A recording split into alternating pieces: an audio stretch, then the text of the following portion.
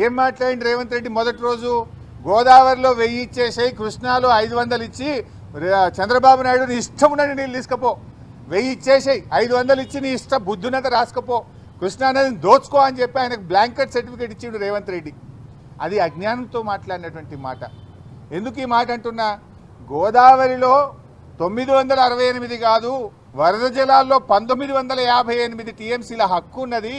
2918 టీఎంసీలు గోదావరిలో తెలంగాణకు రావాలని కేసీఆర్ ఆ రోజు మాట్లాడినరు. 2918 రావాలని కేసీఆర్ అడిగితే రేవంత్ రెడ్డి 1000 చాలు, ఇక చంద్రబాబును మొత్తం తీసుకపో అన్నాడు. ఎప్పుడైతే ఈ విషయాలు నేను బయట పెట్టినో తన అజ్ఞానాన్ని గ్రహించి నాలుక ఖర్చుకొని రేవంత్ రెడ్డి ఇప్పుడు నిన్నేం మాట్లాడతాడు అంటే, లేలే వరద జలాల్లో మా వాటా ఉన్నది, అందులో కూడా మేము మాకు ఇవ్వాలి కదా నువ్వు అని ఎప్పుడు మాట్లాడిండు?